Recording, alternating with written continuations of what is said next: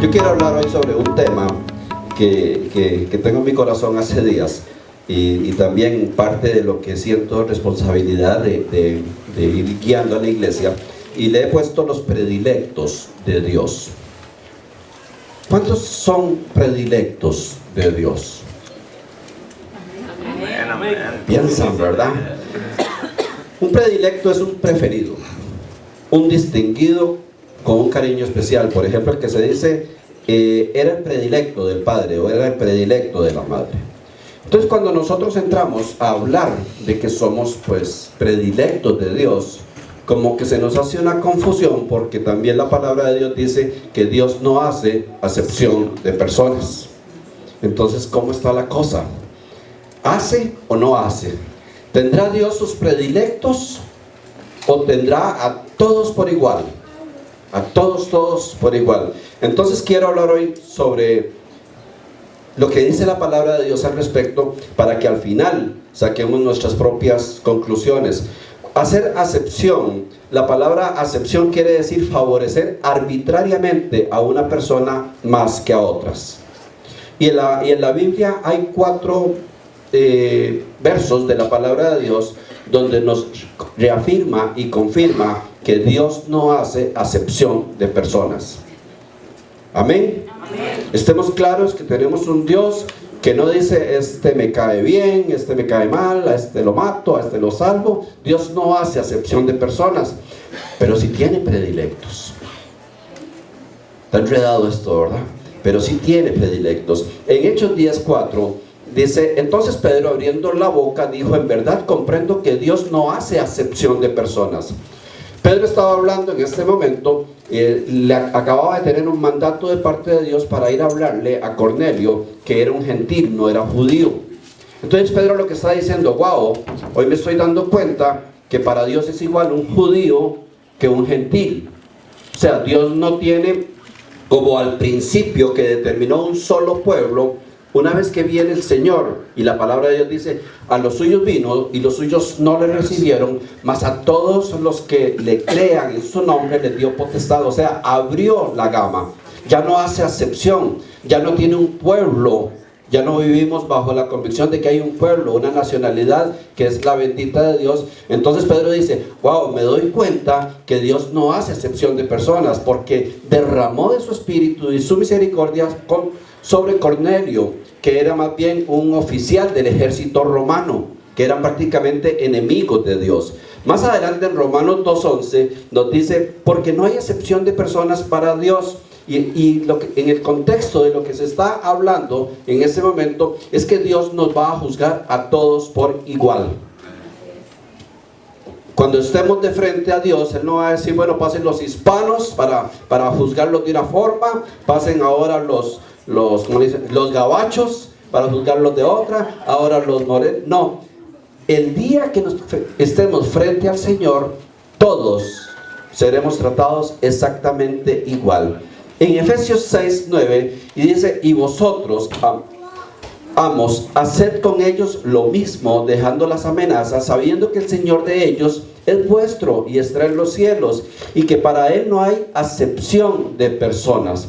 Está hablando que no hay esclavos, que no hay amos, que Dios no hace esas acepciones, simplemente que todos somos iguales.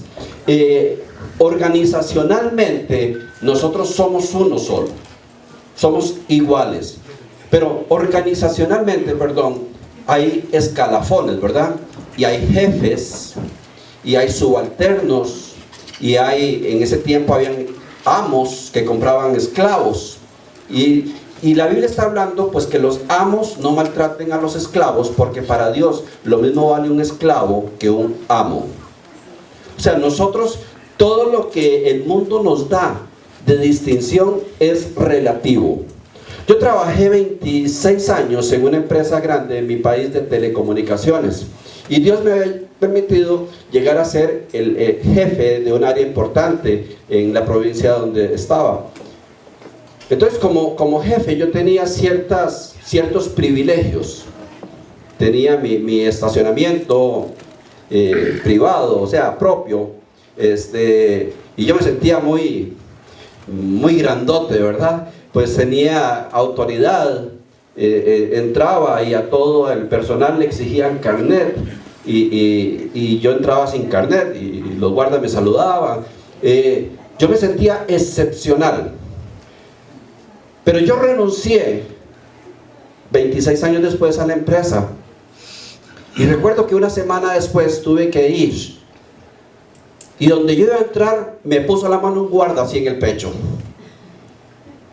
y yo me sentí como se sentía el resto de trabajadores hasta ese día, y me dice: ¿para dónde va? Y yo me acuerdo: mira, ya yo no trabajo aquí, ya lo excepcional mío ya no existe, ahora me doy cuenta que soy un humano corriente. Digo: mira, voy a hablar con tal, ¿tiene cita? No, señor. Bueno, pues vaya a recepción y saca una cita con ellos. Y yo me sentía tan humillado en mi orgullo, y ahí me doy cuenta que Dios no hace acepción de personas, porque nosotros ponemos escalafones, nosotros ponemos posiciones, pero en cualquier momento donde Dios nos puso, nos quita. Simples humanos, simples humanos.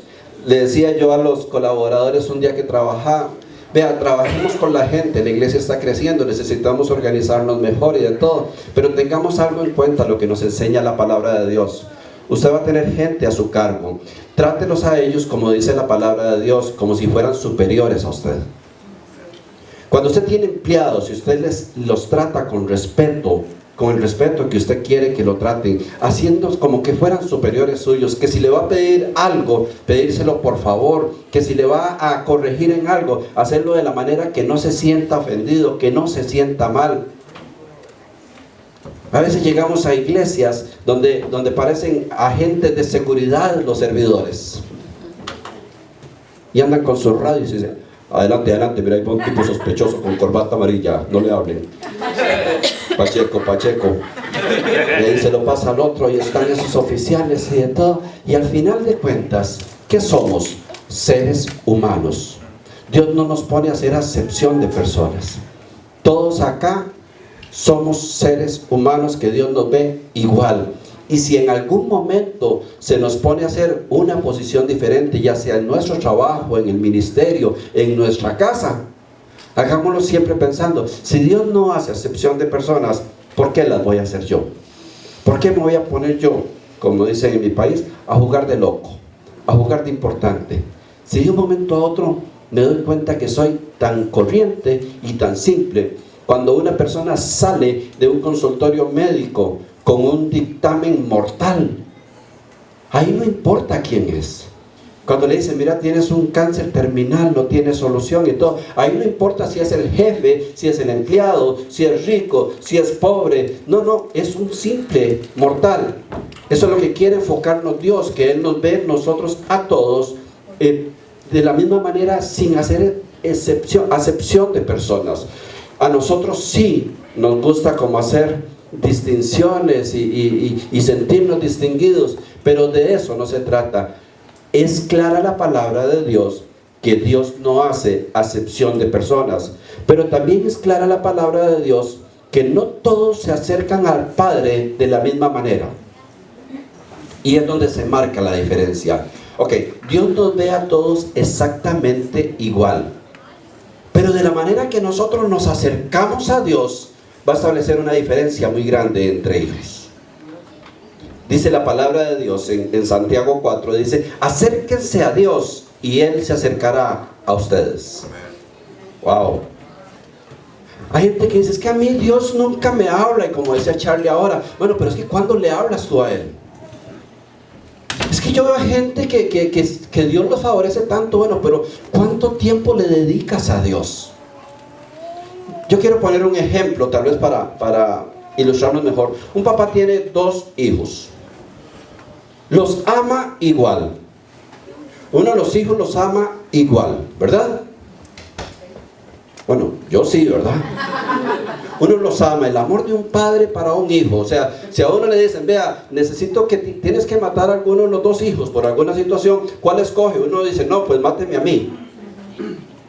Pero uno no tiene que decir, este se puede morir. No, uno los ama igual. Si le pasa algo malo al hijo, uno se preocupa igual, sufre igual, uno los ama igual, uno desea lo mejor para los dos. Pero hay ciertas distinciones que no las hace el padre, sino que las va a hacer el hijo. Y es donde comienza a hacerse una predilección de parte de Dios. El padre tiene 2 hijos. Hay un hijo que casi nunca llega a visitar al papá. Una vez perdida, le da una llamada telefónica. Papá, ¿cómo está? Milagro, mi hijo, mira, llamó. Qué cosa, tenía años de no saber nada de él. Y yo no sé qué. Al tiempito de estar hablando, termina pidiéndole algo. Hijo, qué bueno que llamas, hace tanto tiempo que no sabemos de ti. ¿Cómo están? ¿Cómo está tu esposa, tus hijos? Pues ahí pasando una situación bien difícil, papá. Por cierto, verás que estoy en una situación crítica. Usted no me podría ayudar ahí prestándome una platilla. Es que verás qué mal. Hay varios hijos, ¿verdad? Cualquier parecido con la realidad es pura coincidencia. El papá lo ama y desea ansiosamente conectarse con él, pero el hijo se acerca al padre únicamente cuando tiene problemas. Y le habla y le dice, es que me pasó tal cosa, y es que me pasó esto con mi esposa, y en mi trabajo no me quieren. Y vea, hay gente que tiene a los papás naturales solo para contarles sus desgracias. Amén. Me decía un compañero de trabajo hace mucho tiempo, se le murió la mamá. Y llegué a hablar con él a los días. Y me dice, sí, estoy tan mal que se murió mi mamá. No sé ahora a quién contarle todos mis problemas. Y yo, ay, qué dicha que se murió la viejita, ¿verdad? Ya no tengo a quién contarle mis problemas. A veces creemos que la mamá es nada más para contarle, o el papá, todo lo que... Ok, ¿lo podemos hacer? Sí lo podemos hacer. ¿Le interesa? Sí le interesa. Pero quiero que sepan que eso va estableciendo una diferencia entre hijos con respecto al padre. Toda conversación del hijo número 1 termina en dinero, termina en ayuditas, termina en favores. ¿Y cuántas veces el padre no le ayuda al hijo y apenas le soltó el dinero se desapareció otro buen tiempo? Y ya cuando vuelve a aparecer, ya el padre como que se las huele. Algo le tuvo que haber pasado. Y más si viene muy cariñoso, ¿verdad? Entre más cariñoso viene, más peligroso es la visita. Ese es un hijo que el padre ama con todo su corazón. Pero el hijo ha convertido al padre prácticamente en la solución únicamente de sus problemas y no otorga nada a su papá. El hijo número 2 visita al papá mínimo una vez por semana. Ese se acerca confiadamente. Hola papá, ¿cómo está? Le da un beso, habla con él y de pronto sacan un paquetito y viene la carnita asada que le gusta al papá. Papá, y te traje unas tortillitas, vas a comprarlas por tal lado. Y el papá siente algo emocionante con ese hijo. Espero que Charlie esté oyendo esta prédica, sino que ustedes le cuenten. Pero qué emoción para el padre que llegó el hijo número 2. Y el papá le dice, mira, ¿y cómo ha estado todo? Bien, papá, gracias a Dios. Y tal vez el hijo con problemas. Pero él dice, ¿para qué voy a complicarle la vida a papá? ¿Para qué voy a comenzar a decirme que mi esposa me tiene problemas? Vengo a estar con él. Él ya hizo tanto por mí, él me ha ayudado tanto, él me ha demostrado tanto su amor. ¿Para qué voy a inquietar al viejo? Si está más bien para hacerle pasar ratos bonitos. Y se sientan ahí, sacan tortillas y hacen tacos de asada, que es rico, ¿verdad? Con salsita de esas que ya comemos. Y después se van a caminar por ahí y conversan. Esa visita del hijo deja al padre con el corazón rebosante. Ese padre no hace acepción de hijos, pero los hijos cambian la predilección del padre. Quiero hacerle una pregunta a usted bien sincera. ¿Amará este padre a los dos hijos igual? Sí. Sí. ¿Pero le gustará que lo visiten igual? No. Ya cuando llama el número 1, ya está. Y el papá dice, oh, qué lindo que me llamaron un día nada más para saludarme. Qué bonito que pasara un día aunque sea el dólar y me comprara algo para demostrarme el amor. Qué bonito que no fuera solo problemas.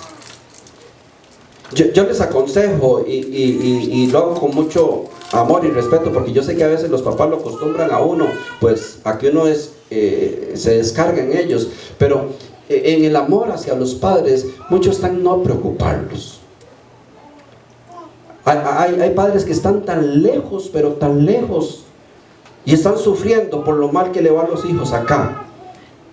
Porque el hijo no tiene nada, pero sí tiene para comprar una tarjeta y durar media hora contándole todas sus desgracias.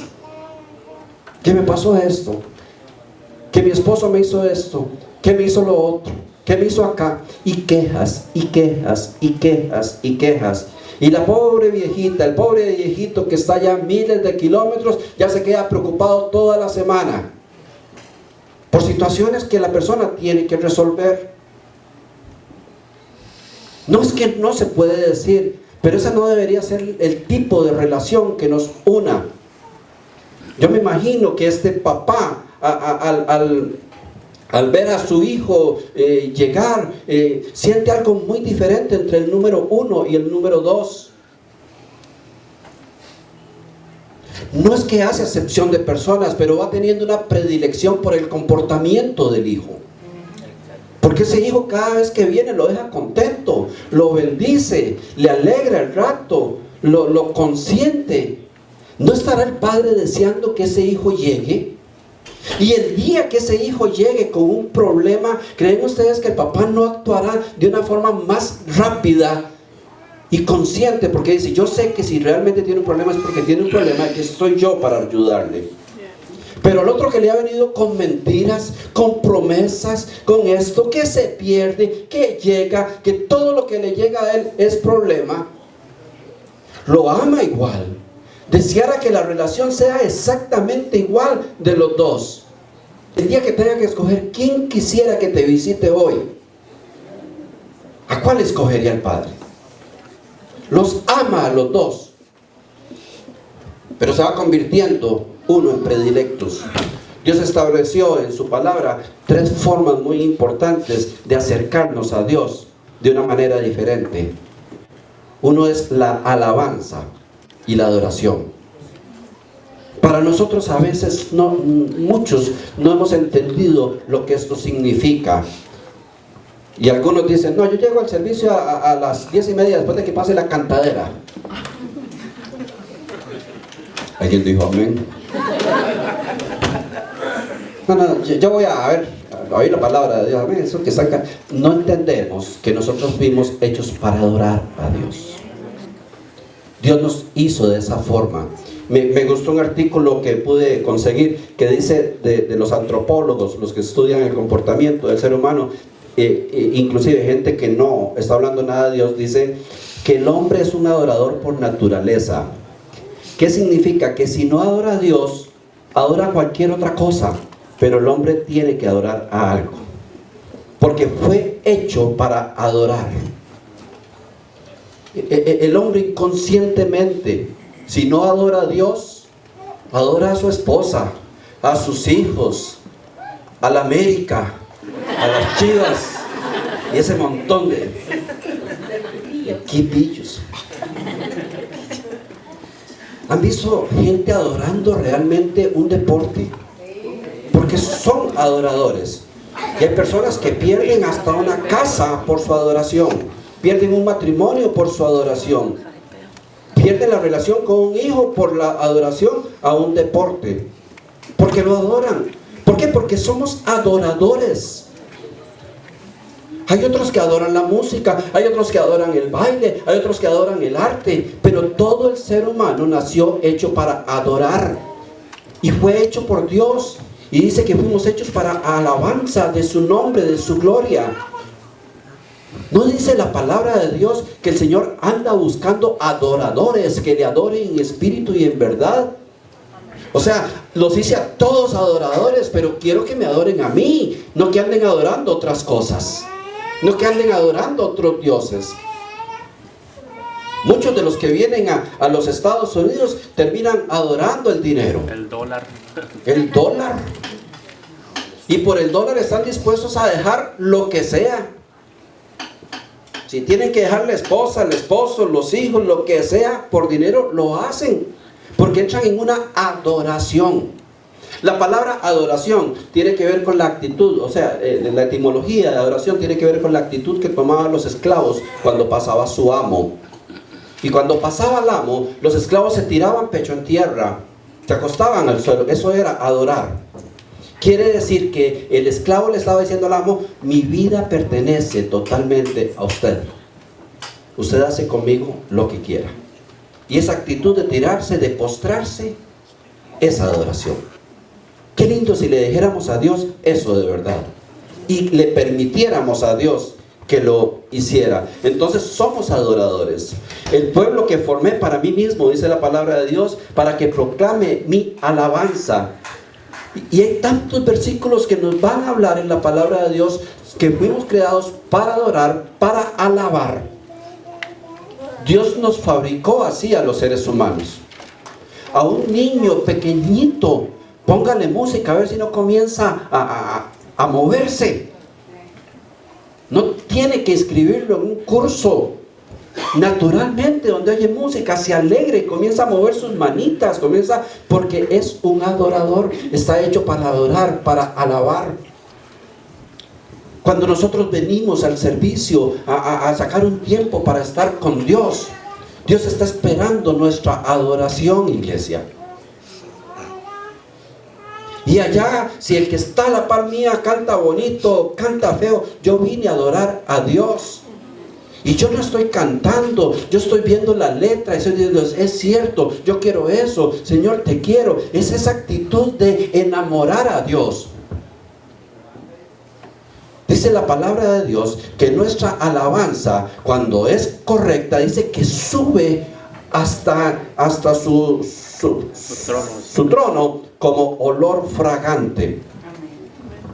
¿Sabe qué quiere decir olor fragante? Algo que llama la atención al olerlo.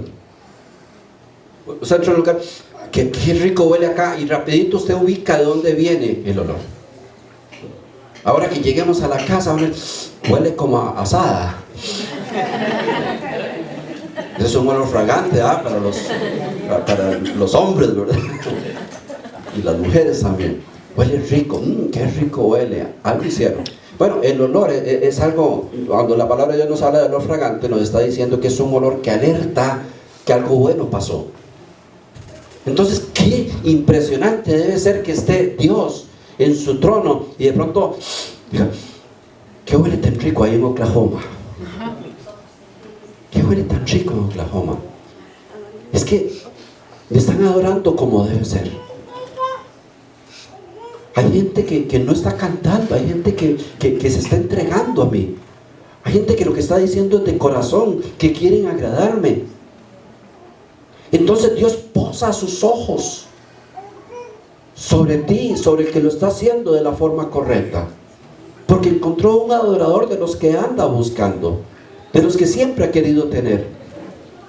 Otra forma que el Señor dejó, y hemos hablado acá, que abre tantas puertas, que atrae tanto el amor de Dios, es la actitud del agradecido. Fuimos hechos adoradores, pero cuando somos agradecidos, tocamos la fibra del corazón de Dios. Y en 1 Tesalonicenses 5:16 dice este versículo: estad siempre gozosos, orad sin cesar, dad gracias en todo, porque esta es la voluntad de Dios para con vosotros. Sigo peleando, insistiendo, pero no se mete un bocado a la boca sin darle gracias a Dios. ¿Sabe por qué? Porque es el hijo agradecido que le está diciendo: Señor, gracias, porque puedo comer, porque tengo salud, porque tengo dinero para comprar, porque tengo paz para disfrutar. Para unos es una simple costumbre dar gracias a Dios, pero es una señal de adoración. Es una señal de decir: Señor, gracias porque nos has suplido, porque en este momento posiblemente hay cientos o miles de millones de personas que no tienen nada que comer. Porque hay algunos lugares donde la UNESCO pasa y de un avión lanzan la comida y se pelean como perros, como animales. ¿Y qué pasó con nosotros? Tuvimos el privilegio de estar en un lugar diferente por el amor y la misericordia de Dios. Pero más bien nos hacemos tan delicados. Un día me quedé en un restaurante viendo la actitud de la gente, y la mayoría de gente a un restaurante entra haciendo mala cara.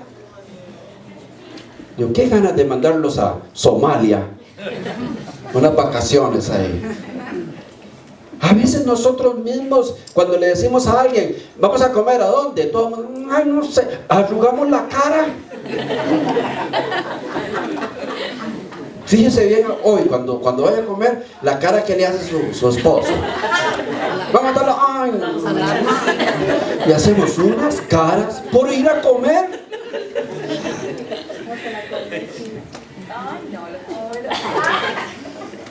Cuando diremos: sí, Señor, qué bendición vivir en este país. Qué bendición poder escoger a dónde queremos ir a comer. Qué bendición poder tener salud para comer. Hay 3 factores indispensables para disfrutar la comida: tener dinero para comprarla, tener salud para disfrutarla y tener con quién disfrutarla. Yo me he sentado a comer solo en un restaurante y me siento como un tontito sin mamá. Qué feo que se siente uno comiendo solo, ¿verdad? Pero qué lindo cuando usted se sienta con su esposa, con su familia, con sus hijos, y comparten y ríen y hablan, y qué rico es, y qué ambiente. ¿Y por qué no darle la honra a Dios? ¿Por qué no darle la honra a Dios? Señor, gracias, porque no sé por qué nací en mi país y no sé cómo vine a dar acá, pero bien pude haber nacido allá por Sudán, por Somalia, por esos países donde no hay prácticamente nada que comer. Un hijo agradecido le diría: Señor, gracias por esos alimentos, gracias por esta comidita que nos has suplido, gracias por la salud. El agradecimiento abre puertas. Hablamos aquí y no se trata de eso, pero hablamos acá del leproso número 10, que se devolvió agradecido a Dios. De los 10 que sanó, solo 1 se volvió. Y el Señor preguntó: ¿y los otros 9?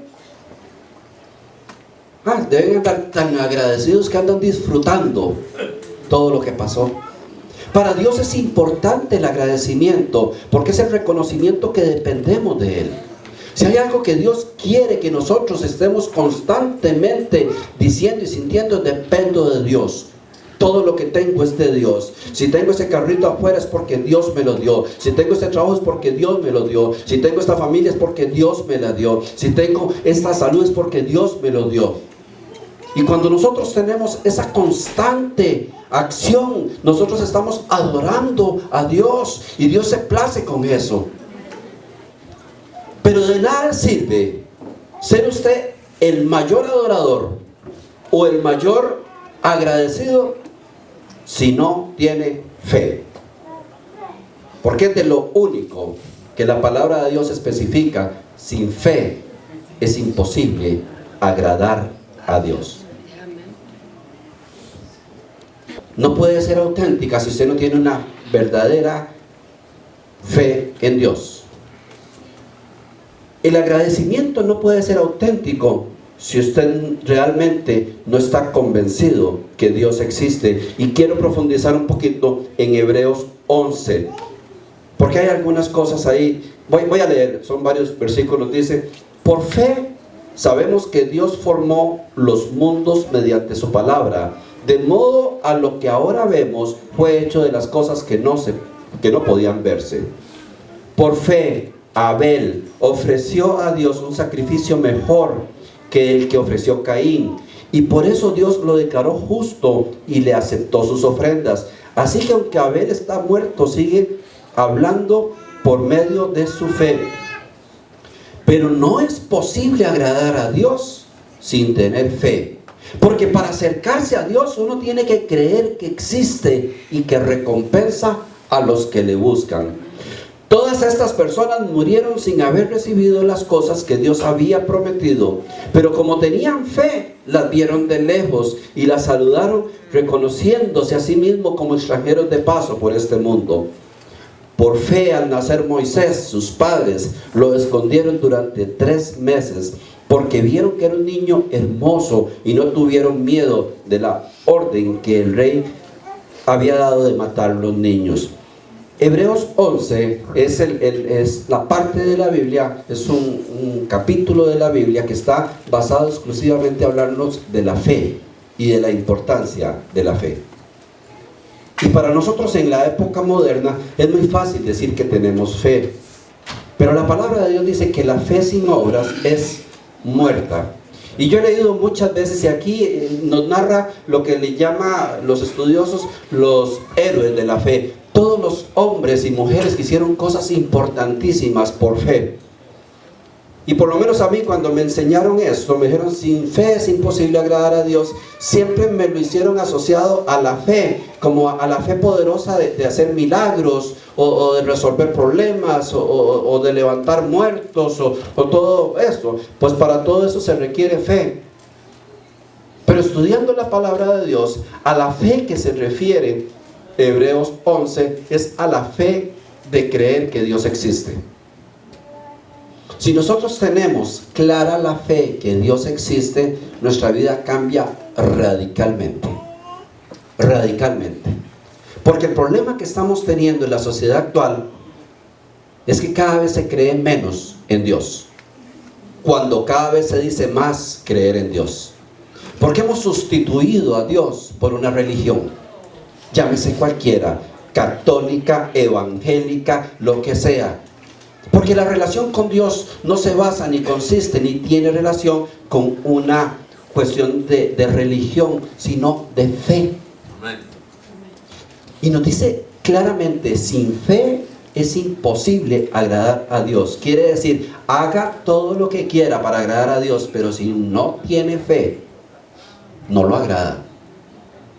Entonces, ¿quieres convertirte en un predilecto de Dios? Vas a tener que tener fe en Dios. Y esa fe se va a comenzar a notar. La primera parte nos habla de que Dios creó el universo. Yo me pregunto, si la ciencia le hubiera creído a Dios, que Dios creó el universo, ¿cuántos cientos de miles de millones no se hubiera ahorrado la humanidad investigando de dónde venimos? Se hubiera acabado el hambre del mundo. ¿Cuánto cuestan los programas tener científicos años nada más tratando de ver de dónde fue creado el universo? Y entre más averiguan, más se enredan. Esta semana salió una publicación que encontraron una supernova que están con la boca abierta porque no se imaginaban que existía. Era como una constelación enorme. Es que el universo es un infinito. Y por algo la palabra de Dios dice: por fe creemos que el universo fue creado por Dios. O sea, olvídense de estar investigando. No pierdan tiempo ni dinero. Aprovechenlo en otras cosas, porque se van a morir y generación y no van a lograr investigar nada. Porque cuando creen que llegaron a algo se dan cuenta que no, que es un infinito. Entonces en la sabiduría la palabra de Dios dice: por fe creemos que Dios hizo todas las cosas, y that's it. Y que me vengan ahí con que es que fulano tal, bueno, eso lo pudo haber dicho hasta San Casimiro, pero yo le creo a Dios. Y me economizo esos tiempos de estar ahí quemándomela. Ay, es que cómo se hizo, y cómo chocó el sol, y cómo nació la vida, y cómo nació esto. ¿Para qué? ¿Sabe qué tiene eso? Entretenido al mundo y a la ciencia, buscando algo que nunca va a encontrar, porque no le creen a Dios.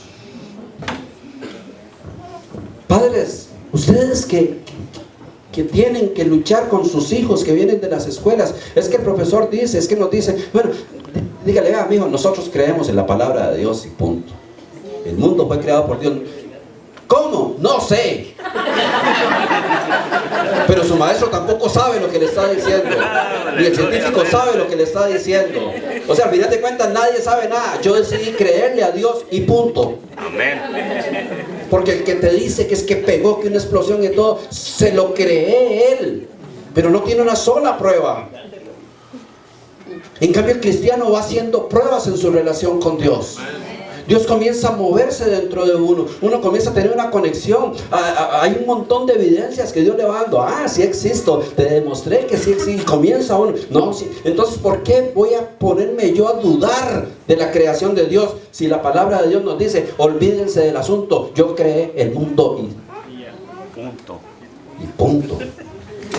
Ya me enojé yo. Abel agradó a Dios. Caín y Abel eran los hijos de Adán y Eva. Habían salido expulsados, sus padres habían salido expulsados, ellos no conocieron a Dios.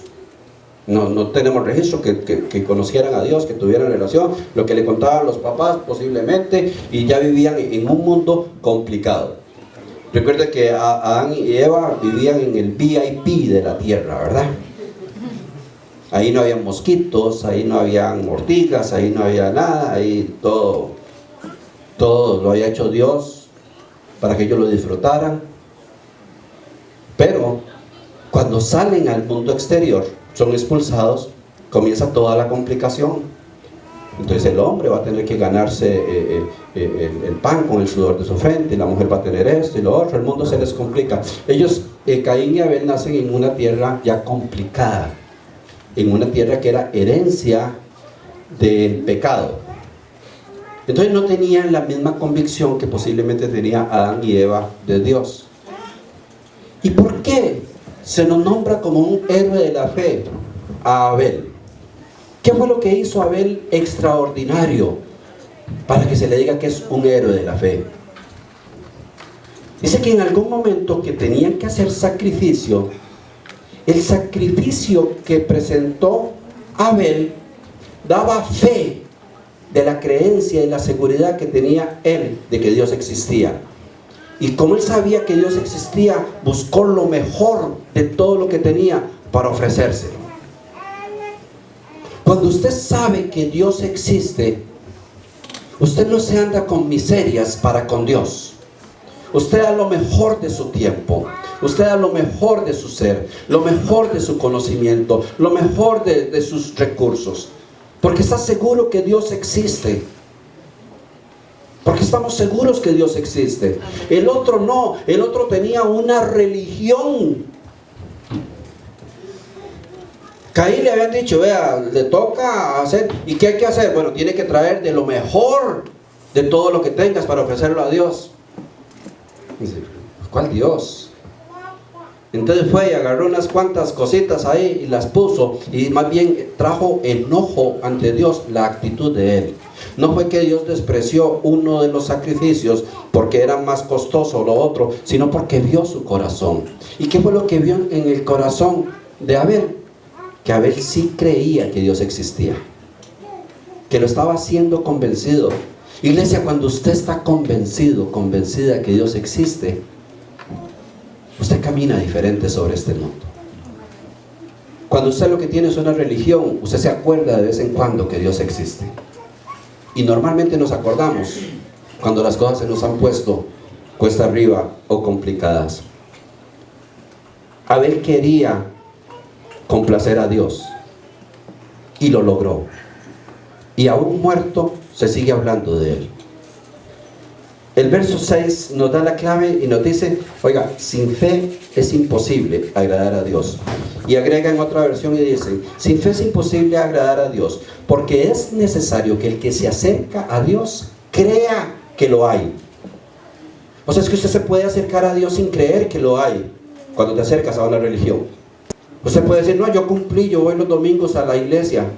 Eso no tiene nada que ver con que le creas a Dios. ¿Sabe cuándo te das cuenta si le crees a Dios? Cuando sos probado. Cuando tiene que tomar decisiones. Cuando sabe que Dios te está viendo. No en la iglesia. Aquí todos nos vemos bonitos. Si nos tomamos una foto hoy y nos publicamos en internet, dicen, wow, qué iglesia solo santos hay. Porque todos nos vemos bien bonitos en la iglesia. El asunto, la observación de Dios sobre nosotros no es cuando estamos en la iglesia, porque vinimos a adorarle. Es cuando salimos de ella. Es cuando Dios dice, vamos a ver si realmente cree que yo existo. Ahí vamos a ver si realmente esa persona cree que yo existo. Porque si yo sé que Dios existe, yo voy a andar siempre con este santo temor de Dios. Yo voy a tratar de hacer cosas que le agraden a Dios. Yo conozco su palabra. Yo voy a tomar decisiones conforme las tomaría Dios. Yo voy a actuar no emocionalmente, sino por las cosas que Dios me dicte. Cuando yo sé que Dios existe, yo hablo con Él todo el día. Y hay personas que no hablan con Dios. Los domingos. Hay personas que no tienen una relación con Dios. Vea, Dios existe. Y es que hay que creer que existe. Porque es necesario que el que se acerca a Dios, sacamos una relación, es necesario que el que vaya a la iglesia, el que se acerca a Dios, crea que lo hay. No, yo voy a la iglesia simplemente para cumplirle a Dios. No, es que si vas a la iglesia es porque tienes fe en que Dios existe. Y es que ahí, al final nos dice, es necesario que el que se acerca a Dios crea que lo hay y que es galardonador de los que le buscan. En otras versiones dice que Él premia a los que le buscan, que Él honra a los que le buscan. Entonces, ¿por qué vives tan bien? Bueno, porque tengo un Dios que como yo le creo, Él me bendice tanto. Entonces algunos andan preocupados, ¿cómo bendice Dios a aquel? ¿Cómo bendice? Y a mí Dios no me bendice. A lo mejor es que tu fe en Dios no está tan fuerte y tan clara, y se lo demuestras durante toda la semana. Me llama mucho la atención, en el verso 13 dice, muchos murieron sin ver las promesas y los mantuvo la fe en Dios. Algunos de nosotros perdemos la fe porque Dios no nos contesta en unos cuantos días. Y eso pasa tanto dentro del cristianismo. Entramos con una fe enorme, pero como no vemos una respuesta rápida, comienza nuestra fe a caer. Y la persona que te habló un día le dice, mira, yo estoy confiando en Dios, estoy totalmente seguro, voy a hacer esto porque Dios va conmigo y esto y que lo otro. A los 15 días le dice uno, mira, ¿cómo está? Pues ahí, yo no sé. Dice que estos hombres que se citan en Hebreos 11, la mayoría murieron sin ver la promesa que habían recibido. ¿Cuál fue la promesa que Dios le hizo a Abraham? Y le dice, de ti levantaré una nación completa. Se llenará toda la tierra de tus hijos. Yo me imagino que Abraham, como cualquier ser humano, decía, qué lindo cuando yo vea a todos mis hijos en la tierra. Estamos hablando de tiempos donde la riqueza de los hombres se determinaba por la cantidad de hijos que tenían. Por eso era que no tener hijos en ese tiempo era una desgracia o era un castigo que se sentía que era de parte de Dios. Pero parte de tener la bendición de Dios era tener hijos. Ahora vivimos más bien un tiempo donde se evitan. Pero en esos tiempos la tierra estaba totalmente despoblada y usted entre más hijos tenía, pues más extendía sus riquezas y tenía una connotación enorme. Y Abraham le cree a Dios. Y cuando él muere, ¿sabe cuántos hijos tenía? De la promesa solo uno. O sea, él no vio la nación, pero no por eso no dejó de creer. No por eso se sentó a decir, Dios me dijo que me iba a dar miles y miles, y solo uno tengo. Pero ahora, levante cualquier piedra en cualquier lugar del mundo a ver si no le sale un judío. Se extendieron por todo el mundo la nación que Dios le ofreció a Abraham.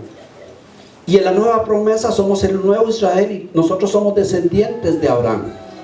Y Abraham desde el cielo posiblemente dice: ve qué gentío tengo. Sí, es cierto, no lo vi en vida, pero la promesa de Dios se cumplió. Si Dios nos ha dado promesas, vean, no nos preocupemos mucho si llegan o no, creámosle igual, porque tarde o temprano, con respecto a su propósito, se verá. ¿Cuántas personas no han levantado un ministerio con un llamado potente de Dios y se han muerto y no lo vieron crecer?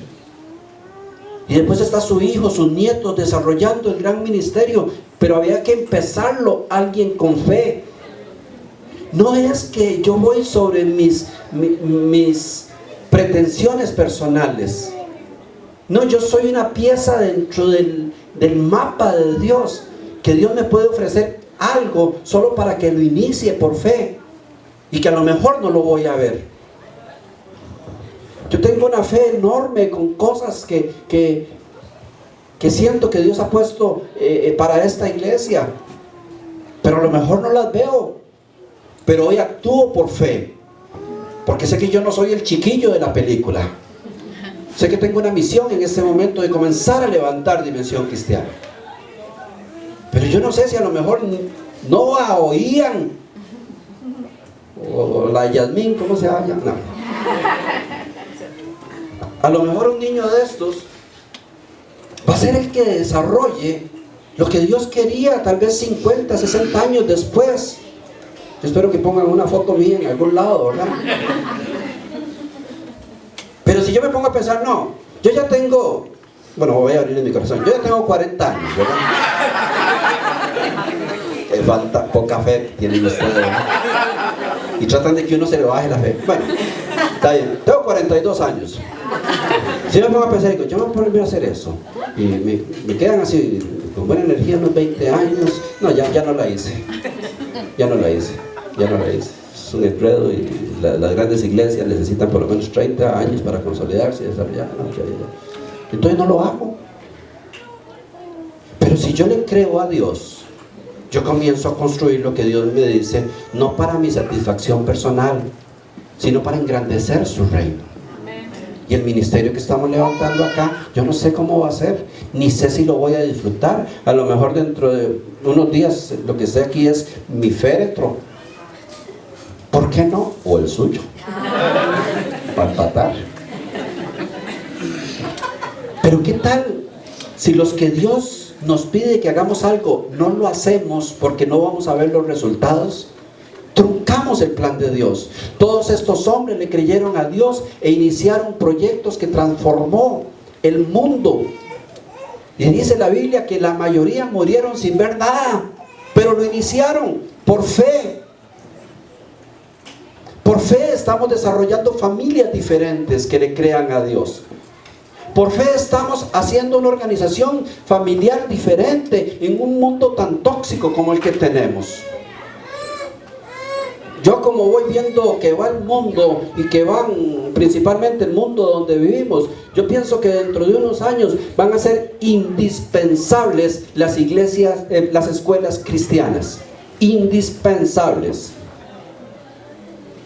Y uno de mis sueños es llegar a tener una iglesia con su propia escuela, para que los hijos reciban algo diferente, lo que pueden recibir en muchos lugares, donde el mundo se ha distorsionado tanto, que es tan difícil, porque meten cada cosa, hacen cada barbaridad, hacen y tienen todo el apoyo de la ley.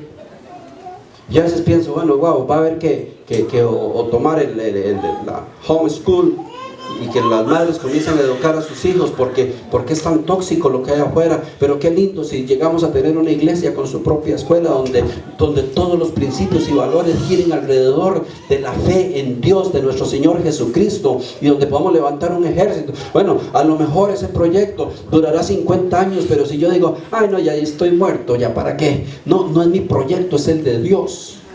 Y si yo tengo fe en Dios, yo comienzo a caminar para eso. Y a lo mejor mis hijos, mis nietos, sus nietos van a tener una isla, un shelter para protegerse de todo el envenenamiento del mundo que está atrofiando las mentes de los niños y de los muchachos.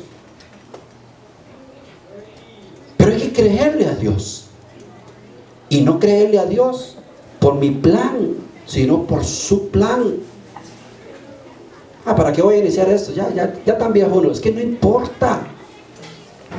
Viejo estaba Abraham. Y fue suficiente con tener un hijo. Para que tengamos ahora una nación incontable, donde estamos usted y yo. Los padres de Moisés me impresionan. Faraón mandó a matar a todos los niños pequeños. Y lo único que dice este verso es que los padres vieron que el bebé era tan hermoso. No nos dicen grandes cosas, no nos dicen es que ellos se le apareció un ángel y dice guarda a este niño, o no. Estaban matando a todos los niños pequeñitos por miedo que naciera el líder de los israelitas. Y es que ellos se quedaron viendo al niño y lo vieron tan hermoso que se movieron en fe. Yo pienso, ¿y el resto de padres no vieron hermosos a sus hijos? Tienen que haber sido miles de niños los que mataron. ¿Y el resto de padres no vieron hermosos a sus hijos? Si yo creo que uno de lo más lindo que ve en este mundo son los hijos. Hay papás que le dicen, ve qué cosa más linda. Y uno dice, ay, qué sanito que está, ¿verdad? Pero él lo ve precioso, él lo ve lindísimo. Qué lindo gorrito, ¿verdad? Mira, sacó los escarpines de la abuela, ¿verdad? ¿Qué padre no haría cualquier cosa por su hijo? Y no los vemos preciosos. Y yo me pongo a ver a los padres de Moisés, que dice la palabra de Dios, que cuando tenían ya prácticamente decir, ya vienen por él, tenemos que entregarlo, lo van a matar. Lo único que dijeron es que estaba tan hermoso. Y se movieron por fe. Pero si está matando a los niños, es que alguno va a ser, alguno de esos es el elegido. ¿Y por qué no el mío? Es cuando damos esos pasos de fe. Y yo creo que ellos dentro de su paso de fe dicen, pues prefiero que muera ahogado en el intento que no a espada de un egipcio. Porque si está dentro del plan de Dios, Dios lo va a resguardar. Yo no le voy a entregar mi hijo a los enemigos para que lo maten. Yo lo voy a resguardar con todo. Nosotros como padres tenemos tanto poder si depositamos nuestra fe en el Señor Jesucristo, que podemos decir, a mí mis hijos no me los arrebata el mundo. Aunque haya una orden, aunque haya un sistema, mis hijos no serán arrebatados. Y los voy a poner a cubrirse. Y la protección de Dios, si se ahogan de camino, pero no me los mata el mundo.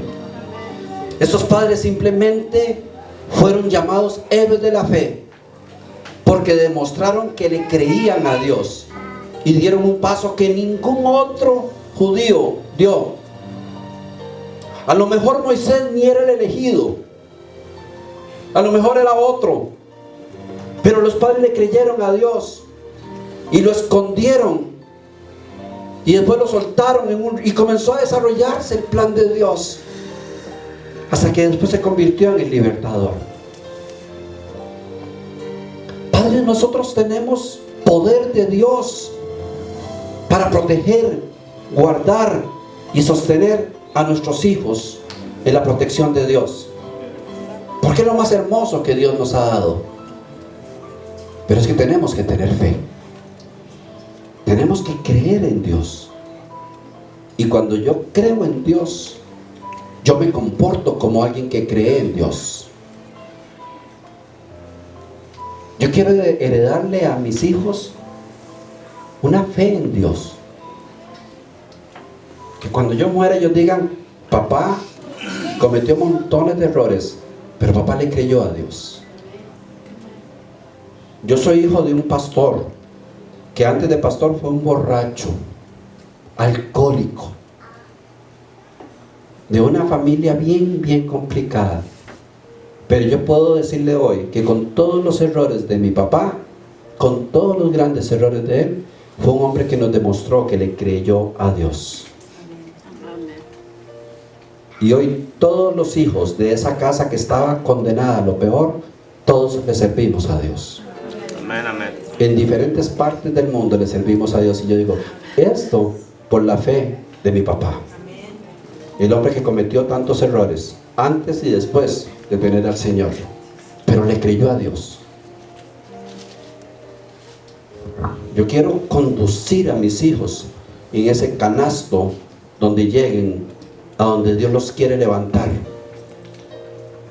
Pero me toca a mí moverme por fe, porque sin fe es imposible agradar a Dios. Póngase en pie, por favor.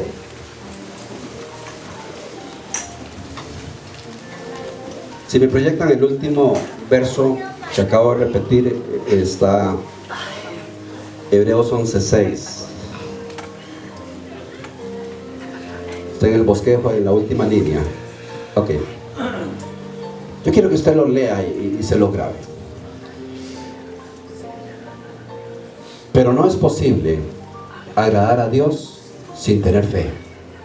Porque para acercarse a Dios, uno tiene que creer que existe y que recompensa a los que le buscan. Si usted se grabara ese versículo y lo creyera completamente, Dios va a transformar todo lo que viene, pero todo lo que viene. Si no lo tenemos nada más para verlo de vez en cuando, si lo tenemos como, no, yo creo en Dios y yo quiero agradar a Dios, porque si yo agrado a Dios, yo me convierto en un predilecto de Dios. Los papás de Moisés de pronto se convirtieron en los predilectos de Dios. ¿Será que Dios amaba a todos los niños que iban a morir? Sí, los amaba. Pero es que alguien se acercó a Dios creyendo que lo había. Y eso agradó a Dios. Y al ser el predilecto de Dios, tiene todas las bendiciones de Dios. Yo quiero que cuando yo hable con Dios, Dios sienta algo bonito de mí. Qué lindo, llegó Fernando a hablarme. Qué lindo, me habló mi hija, me habló mi hijo. Qué lindo como me adora. Es que me cree de verdad. Es que no dice, es que me cree. En su boca siempre está mi nombre. Siempre está mi nombre. No es religioso, pero es que me cree. Y que diga Dios, ¿cómo me agrada Fernando? Lo voy a recompensar. Lo voy a bendecir. Porque es que me robó el corazón. Y todos podemos robarle ese corazón a Dios. Que se fije en nosotros. Que se alegre con nosotros. Porque Él quiere recompensar a todos los que le buscan. Pero sin fe es imposible agradar a Dios.